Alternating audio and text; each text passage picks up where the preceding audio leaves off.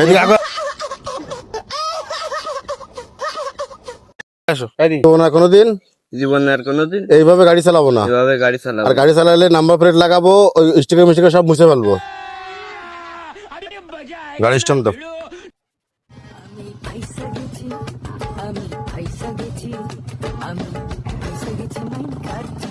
নাম কি? কি মনে হয় দেখি গাড়ি কার? আমার এটা এত কিসের? একটু করেছি সামনে এটা এত কি জন্য করিস? এমনি এই ট্যাটু কি জন্য করিস? এই ট্যাটু গাড়ির সাথে ছিল?